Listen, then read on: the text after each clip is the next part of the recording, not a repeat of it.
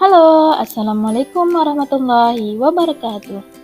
Kembali lagi kita akan membahas mengenai filosofi pendidikan Indonesia, mengenai perjalanan pendidikan di Indonesia.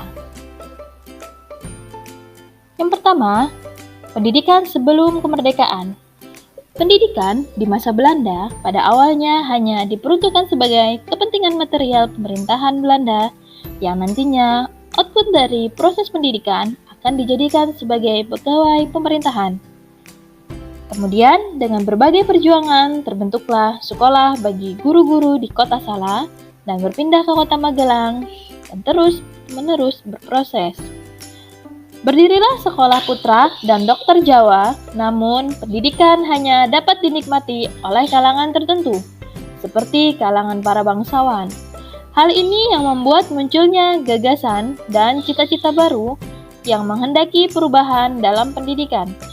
Salah satunya, berdirilah Budi Utomo, Sekolah Kartini, dan Taman Siswa sebagai wujud realisasi cita-cita tersebut. Budi Utomo merupakan organisasi pemuda yang didirikan pada tanggal 20 Mei 1908. Didirikan oleh Sutomo dan para mahasiswa Stovia yaitu Gunawan Mangunkusumo dan Suraji. Dan organisasi ini juga digagas oleh Wahidin Sudirohusodo. Terbukanya pendidikan bagi kalangan pribumi, Hindia Belanda menaruh harapan bagi kemajuan serta dapat mengangkat harkat martabat bangsanya. Tetapi pendidikan kala ini masih tergolong mahal. Pendidikan di masa Budi Utomo.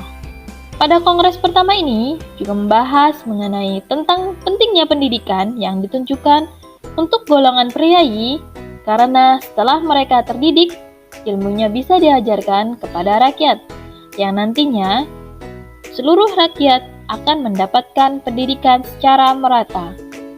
Namun, dalam perkembangannya, organisasi Budi Utomo jauh lebih mementingkan kepentingan kolonial dibandingkan kepentingan rakyat Indonesia. Mementingkan para kaum priai daripada rakyat jelata. Hal inilah yang menyebabkan kemunduran bagi organisasi dan tidak mendapat cukup dukungan masyarakat. Akibatnya, Budi Utomo mulai mengalami kemunduran dan dibubarkan pada tahun 1935. Yang kedua, yaitu Raden Ajeng Kartini.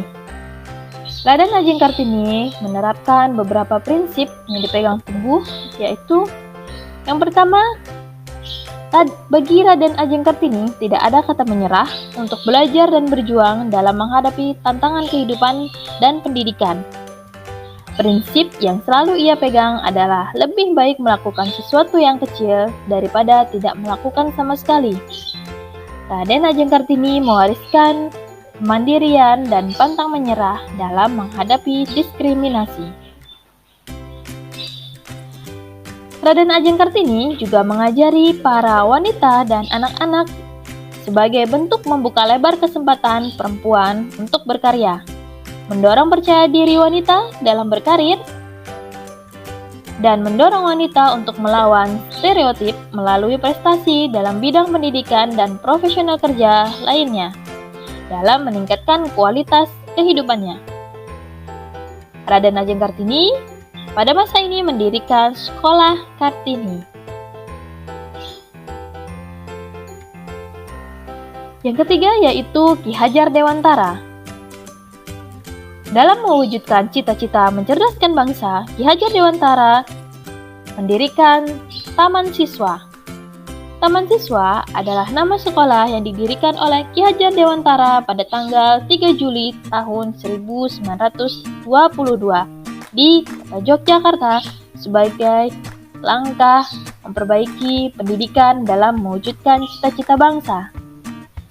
Dalam menerapkan pendidikan di Taman Siswa, Ki Hajar Dewantara menerapkan sistem Among, yaitu cara pendidikan yang dipakai dalam sistem pendidikan di Taman Siswa dengan maksud mewajibkan pada guru supaya mengingati dan mementingkan kodrat iradatnya anak-anak dengan tidak melupakan segala keadaan yang mengelilinginya.